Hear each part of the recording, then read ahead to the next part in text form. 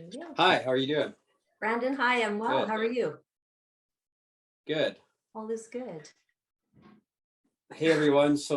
Welcome to Industry Talks with Forteck. Branden Soraka here, CEO and founder of Forteck. Today we have on a special guest, Amber Armstrong. So Amber is the manager, communications and stakeholder relations at Mercer International. Amber, would you mind starting off telling us a bit about yourself and how you got into the industry and some of the roles that you've had that led you to where you're at today? Oh my gosh, absolutely. I want to thank you, first of all, for inviting me. I appreciate what you do on behalf of our industry and in Northern Alberta. I think it's pretty commendable and it's informative. So I wanted to join you when I had the invitation.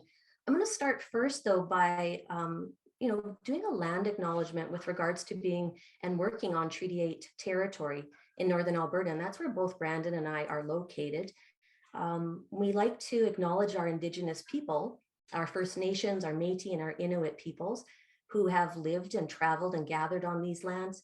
It's really important to us because we're in partnership in forestry with our Indigenous communities, and they are very important rights holders. And yes, I just wanted to give an acknowledgement to where we are and why we are where we're at. So Sure. yeah, so Branden, so with regards to my position, so I work for Mercer International. We're a multinational forest-based company. We have operations in Canada. We have a pulp mill in Alberta, a pulp mill in British Columbia. We have two large pulp mills in Germany. We have one of the world's largest sawmills also in Germany. We have just acquired, just in 2021, North America's largest CLT, which is a cross-laminated timber facility in Spokane, Washington. We do, pulp, we do lumber, we do bioproducts, bioenergy, and I'm really fortunate to work for this company, and I love the industry. A little bit about my background. I have a master's degree in communications. I have a strong background with 17 years in human resources. Indigenous consultations was a big part of my portfolio. I used to work as an environmental investigator for the Alberta government.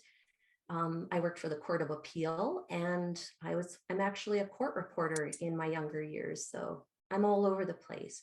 The one thing that they all have in common, though, is the connection to people and communications. So that's what I'd like to talk to you about today. Awesome. Well, thank you for the introduction. And which mill do you guys have in BC? I'm not familiar. Sure. We have in Castlegar, BC, we have, it's called Mercer Celgar. So it is a single line. It's a softwood pulp facility. Approximately 400 people work at Mercer Celgar, and yeah, it's beautiful. Like, what an incredible location. So, but it's a straight line. Our Mercer Peace River pulp mill in Peace River, Alberta is actually a dual species. We do hardwood and softwood. So we have some great opportunities where our pulp from all our facilities actually goes all over the world. So supply and demand. Yeah, for sure. That's awesome. Thanks for clarifying. Sure. So on communication, what do you think are some of the miscommunications or misunderstandings in the forest industry that you've seen? I think it comes from different people's values and beliefs on what matters to them. So, I think there's some thoughts with regards to that forest companies such as ours and yours and others, are there to take resources as opposed to we harvest resources. No different than a farmer. Like, our jobs and our future rely on the fact that we have a continuous supply of our resources, which are trees. So no different than a farmer, we invest in science and technologies to ensure that we have a healthy stock, that we do strong land management with water, with species. So I think the biggest misconception is that we harvest or log the way we did in the 60s and 70s and even the 80s. But the world has changed the way we do business in every industry, but maybe none more so than in the forest industry. So that's probably the biggest misconception. and it's challenging. And I'm sure like you must find that in like when you're out in the community or when you're, speaking to different stakeholders, like, are they aware of the innovations and the advancements and the investments that we're involved with? I think you're right. I think there's been a large miscommunication of like traditional, 60s, 70s, 80s, like you mentioned, versus the way that we do it now. I mean, I'm involved firsthand, and there's so many things that we take into consideration when we go to harvest an area. And you're right. I think that there can be a lack of understanding of that, and I think it's getting better as time progresses. I think people are starting to realize, at least people when I talk to them, I understand. Like I start to try to educate them on things like how harvesting can mimic forest fire, or Yeah. how you can manage for different types of species that are at risk through harvesting practices. I know that a lack of fire on the land base is a big thing since humans came into North America, and with lack of fire, there has to be something. Like that's why potentially stands get overaged and killed by beetle, and there's a lot of complications that can come from even just the lack of fire. So I think there's a lot of people. I know a lot of foresters are very passionate about their them about the industry and what we do exactly as a career. And so I think as foresters start to become mindful of educating the public when they're planning to do operations, the better it'll get consistently over time.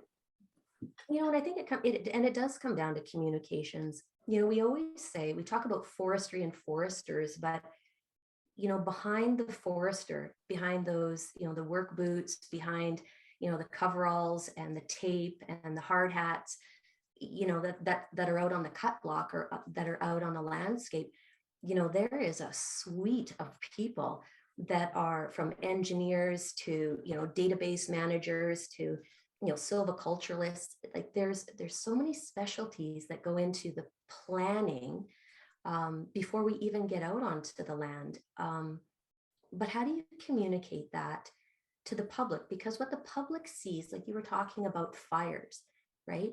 Fires are a natural disturbance, right? Like their nature wants the fires to happen. And there's a reason for that. And it's renewal and it's regeneration, and, it refreshes an environment.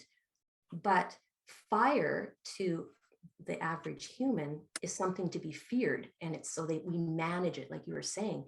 So when you manage something to the point where you're actually destroying what you're trying to protect, it's a hard message, because they'll drive through, let's say, British Columbia, and you see those down the highway on the sides, you see these black charred forests, and it's painful. Like it hurts to see something so beautiful, so affected.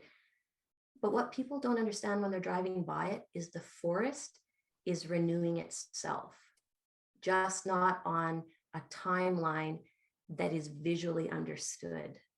Yeah. Like, that's what I would say, that like I go back to communications is about understanding people's values and beliefs, and people value beauty, and they value an intact landscape. But what they don't understand is we can help the management of it through science and data. Yeah, definitely.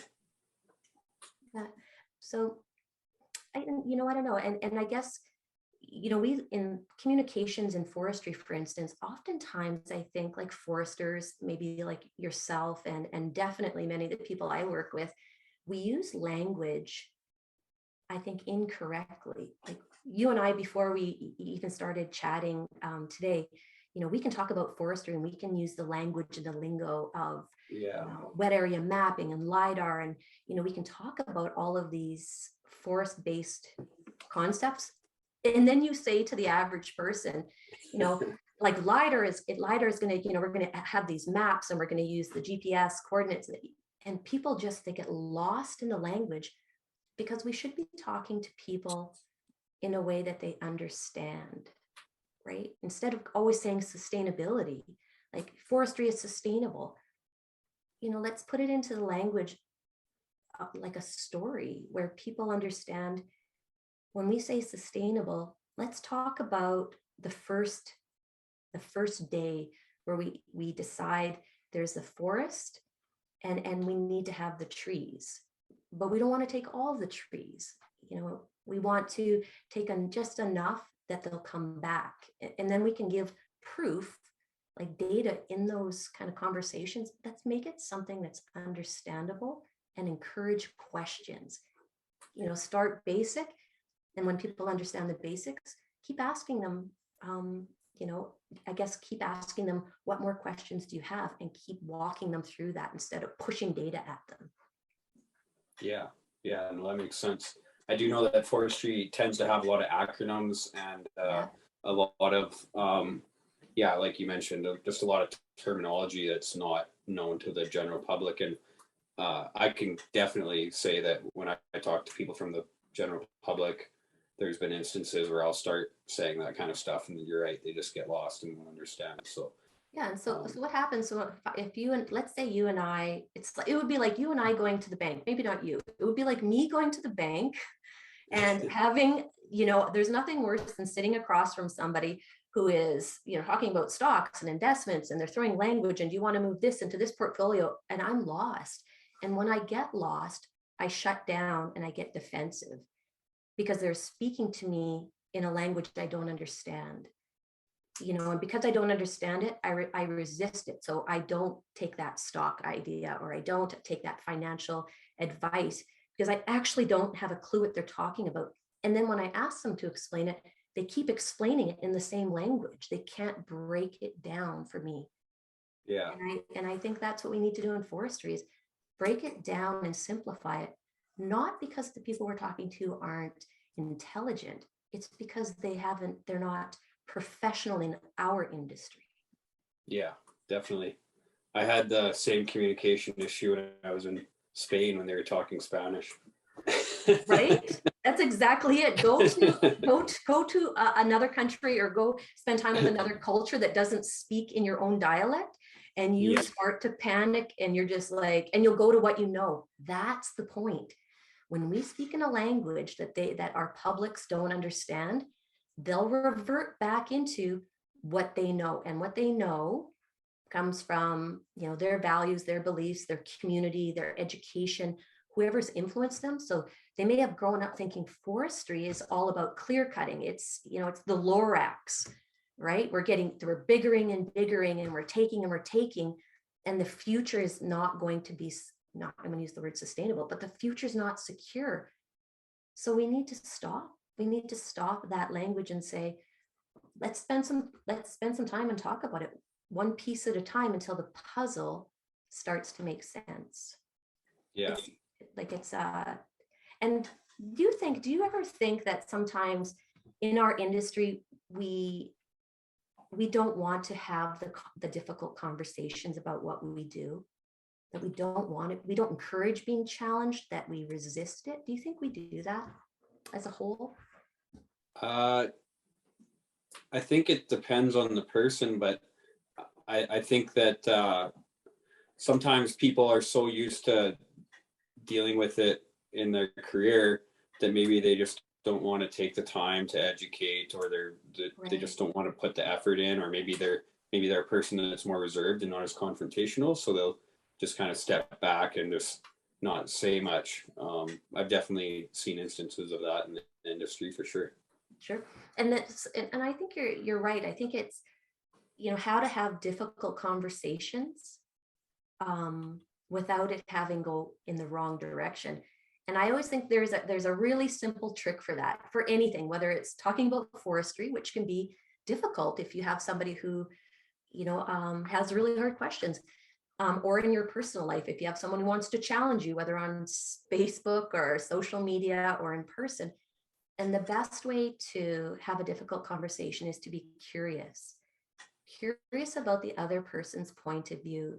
In forestry, if somebody says, we're not a sustainable industry, instead of defending it and coming up with, well, we are, because we do this, we map, we plan, we check, we have steps, for the, 1, 5, 10, 20, 200 years, we have plans.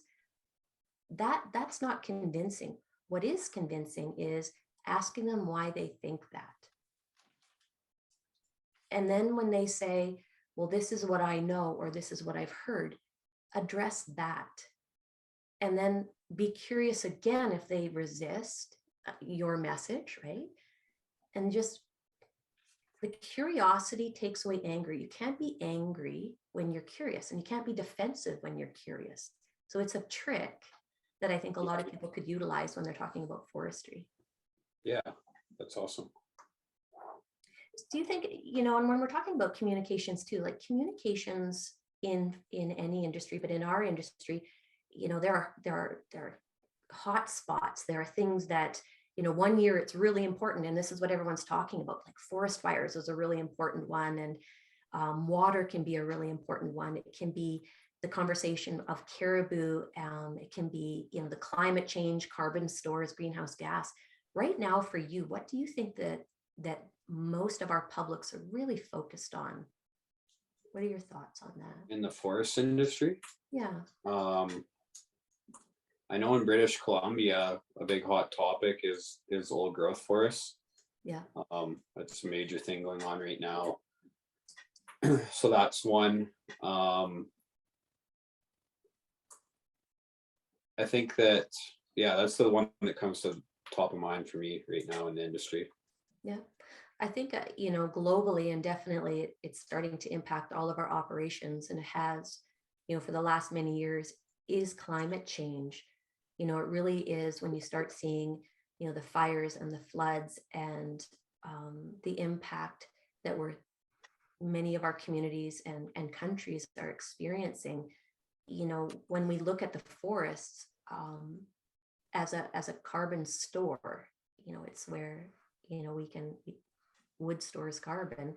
Yeah. And I think that's a big one, how forestry can help with the climate change.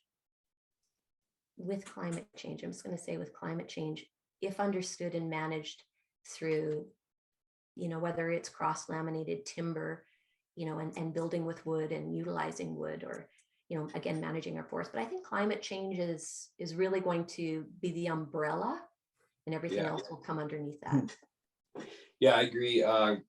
In regards to carbon, like we've been approached to do carbon measuring projects and things like that. It's starting to become a lot more common, as well with private land, different types of whatever offsets and things that can happen, and starting to get a lot more government traction and things like that too. So I definitely see it as, you're right, as sort of the bigger change that's coming in industry for sure.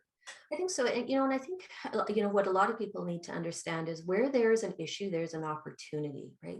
There is always, by analysis, and a way that we can improve where we're at in any situation. So when you look at climate change, for instance, we have to look at our resources, so we understand that forests are a strong carbon store, old growth or boreal, for instance. So when you look at that, the opportunity for the forest industry has been about investment. It's about working with our governments and our partners and, industry leaders, associations, like we have the Forest Products Association of Canada, we have the Alberta Forest Products Association in Alberta. Globally, we're addressing climate change as an opportunity to have solutions, and those solutions can be, the utilization of biomass, for instance. Taking the biomass, there's a business opportunity.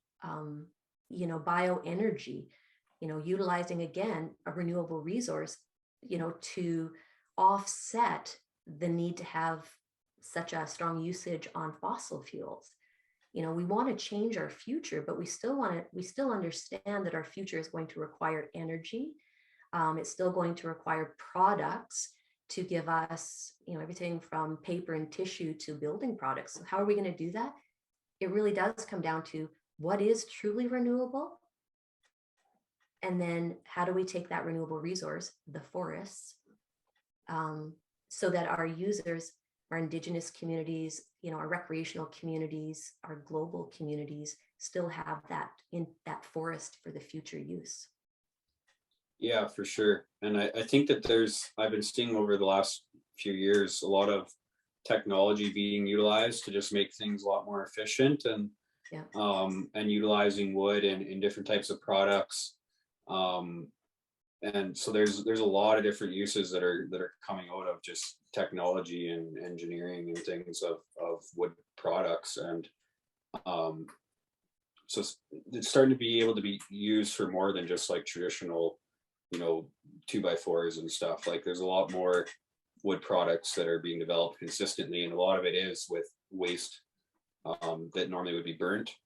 That's right. There's a lot of people using that for power, using it for different types of things. I mentioned earlier before we started the call, just that we're working on a project right now where we're actually planning to utilize wood chips. So we're logging, utilizing the Mercer timber to go to saw log and pulp, and then the tops are actually going to be chipped, and we're going to be implementing through scientific studies the proper ratio of food to put in with a specific food type to put in with the chips for the cattle to eat. So we're looking at doing 4,000 tons of chip mixed with specific, I don't know exactly what they're planning to put in with wood chips to make it palatable for cattle, but they have done some scientific studies, this group that we're working with, and they're going to be doing that. So that's a great example of, utilizing the resources best as you can. It's local to site, so there's going to be no trucking costs. The areas are either fenced or going to be fenced. So they're able to come in, mix that off. This year it's going to be cheaper due to the price of feed. So that's just a really good example of something that we've been working on recently that normally would have been overlooked. And it's a bit of science and technology and a bit of thinking outside the box and utilizing available forest resource. So. And I guess that's it. Like we look at in the pulping process, we have a number of pulp mills in Alberta. Global, we have a lot of pulp mills. It is really understanding waste is an opportunity. Like I was saying earlier, everything's an opportunity. Waste is an opportunity, and full utilization of our initial resources. So when you put the two together, you can come up with like ideas, like you were saying, wood chips that can go into cattle feed. We have at the back end of the pulping process, we have like a sludge. It's, if you can imagine a big swimming pool through a sludge, and it's, we have 95% of the water in a pulp mill is actually recycled and reused and returned to, the original stream that it came out of. It's clean, it's the right temperature, and it's heavily mandated and monitored through, environmental certifications. But part of the end process is, it's this effluent, this sludge. And what do we do with it? So before, we used to take it out of this big swimming pool, put it in a truck, and we truck it and we would burn it. It was burnt. Well, that's not a great utilization of that resource. First of all, these emissions, you're affecting the air, and it's something we didn't want to do. And we didn't invent what I'm about to talk about, but the opportunity was understanding what was in that sludge, and what was in that sludge was nitrogen. And nitrogen, to anybody who is a farmer, is a fertilizer. And what do fertilizers do? It makes the soil rich in terms of the nutrients. So what we did was in Mercer Peace River, for instance, and it was an award-winning process, we won an environmental award for it. We created a biosolid where we took this pool, the sludge out of this pool, into trucks. We had farmers who wanted to have this fertilizer on their field. We would apply it to their field. We would monitor their field. And what it did was there was exponential increases in their yields, and they had certain types of crops they could only grow on those fields, for instance. But the opportunity was really understanding, here's a waste that doesn't have to be a waste. Similar to your wood chips, right? There's an opportunity with your burn piles. There's an opportunity with, all of the aspects of a tree. But you just have to invest in some ingenuity and some legwork to determine where's the business opportunity and the environmental opportunity, because the two have to come together in our world. Yeah. No, that's a really great point. And that's a very good example of utilizing what used to be waste for something positive that has a better environmental impact as well. Yeah. Like, the understanding of a tree, the tree is one of the most amazing species in the world, in my opinion. It is truly a gift to, for recreational users, for people who just enjoy the beauty of it, for your birds and your woodland creatures, for instance. But to humans, a tree, it just never stops giving. Like it, from housing to food, to energy, it touches us in a way that, so few products, I shouldn't call it a product, but it ends up being a product, but so few products are associated back to one central source. And it really is pretty amazing. And the research continues, that we're interested in so many different ways to utilize this renewable resource, but only if we manage our resource well and through science and partnerships. And it's exciting. And because it's exciting, we need to look at how to get more people into our industry, what the jobs that are available and the opportunities. And, I was saying a bit earlier, like where you start is not where you end up in forestry. You're going in one direction, but there's so many opportunities for advancement and promotions. And that's exciting, I think, for somebody looking for a career, because there's something for everyone. It's just like the forest. Yeah, for sure. I mean, even in my career, I started in working with my dad in high school. And then after that, I had gone to forestry school, and I ended up working at it's now called the Center for Boreal Research in Peace River. Yeah. And so at that time, I really wanted to pursue the environmental side of the forest industry, or just of the oil and gas industry, the environmental side. And so I did that, and I had a great time there, learned a lot.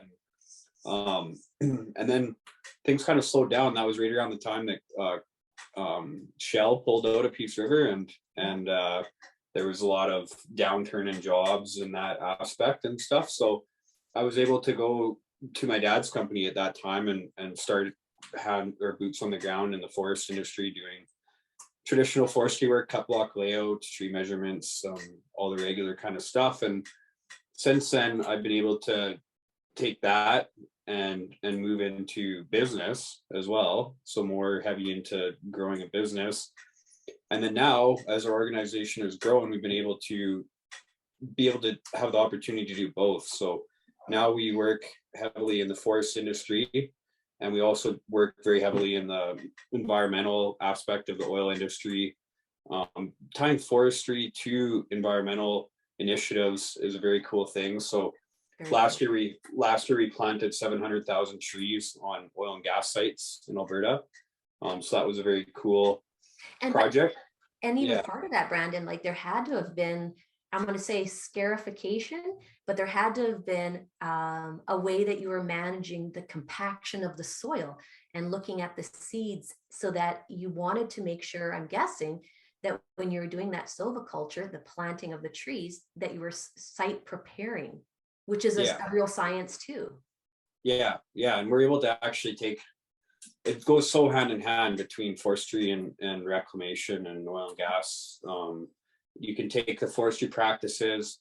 It all depends on looking at your end goal, right? What is your end goal with this lease site? What is your end goal with this cut block that we're going to reforest? And and then also trying to understand the natural world and what it was like before there was disturbance and what we want it to look like after. And is it going to be the same as before, or are we going to adjust this a bit to meet these requirements, or to help this specific species recover in this specific area? So there's just so many factors. The nice thing about the boreal forest is it's always moving, it's always interchanging, it's adjusting for climate, it's always consistently ever evolving. So it's very cool to be part of help managing that. So I think so. And you really touch on something as well. I don't know if many people recognize, but our industry works so closely with other industries, utility industries, oil and gas industries,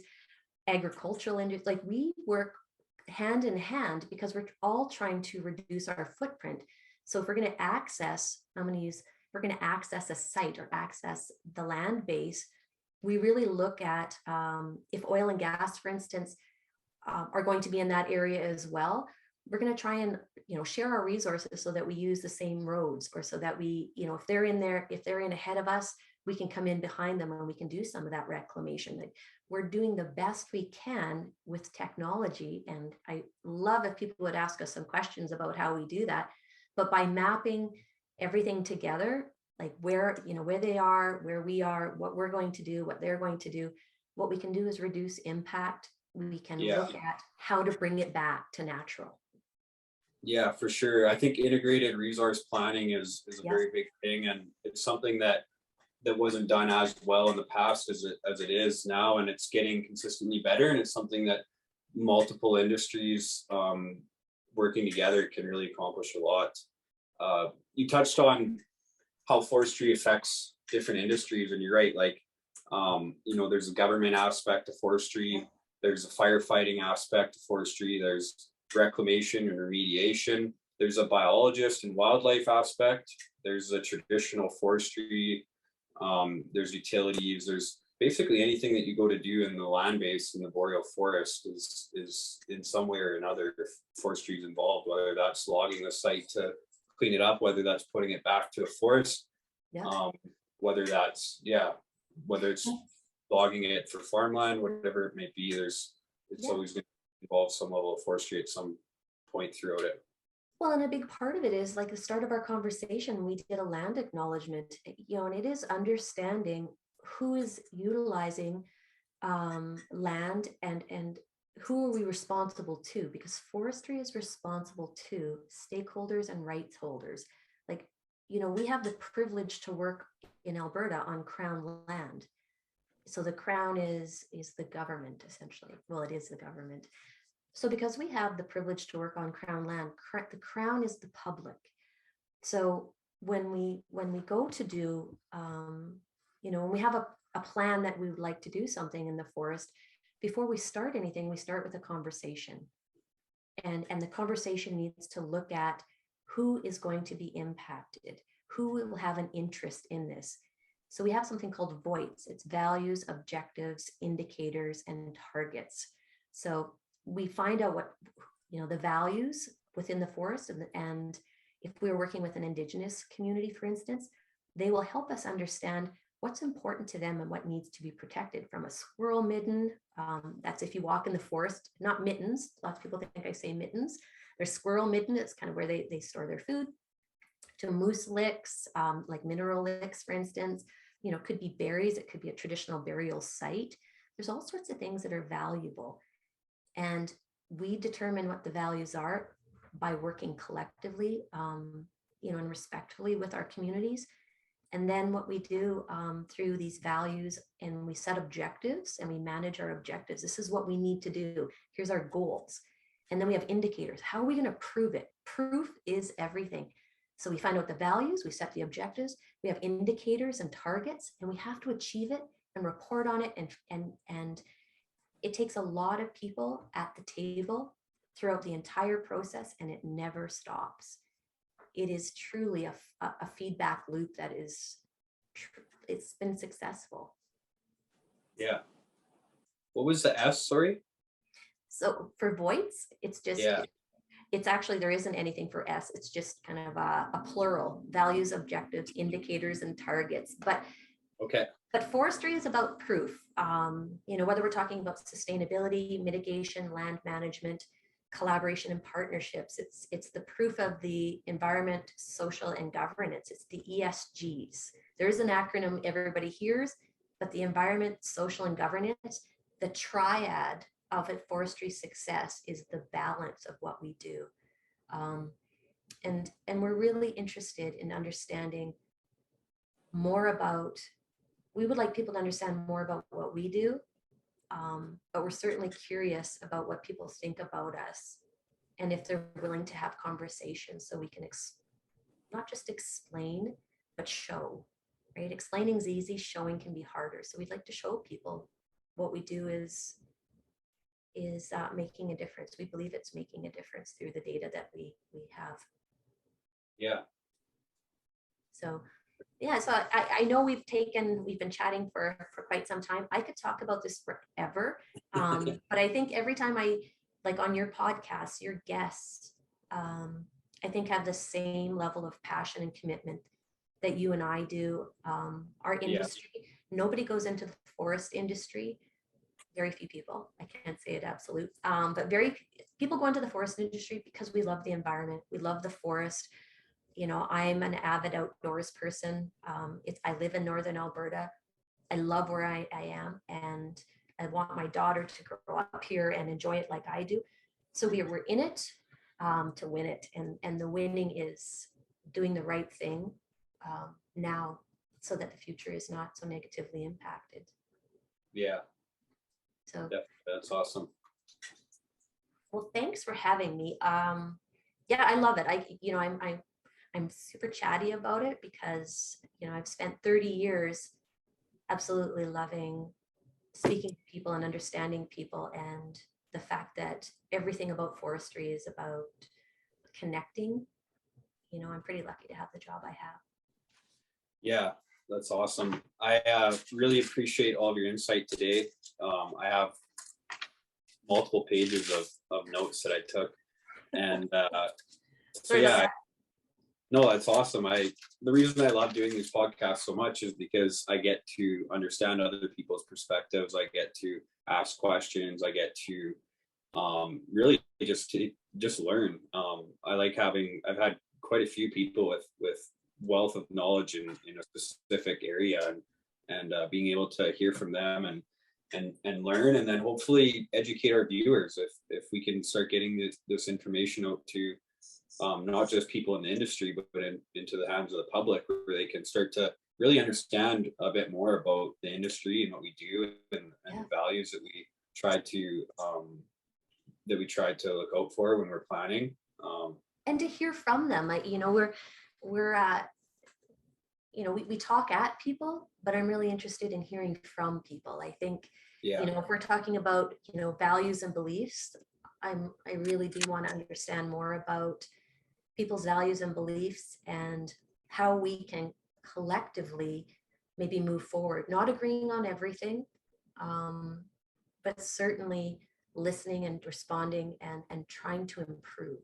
That's a continuous improvement. It's the balance of ESGs. It really is. Yeah. Awesome. Well, thank you again for attending. I hope everyone enjoyed this episode of Industry Talks with Forteck, and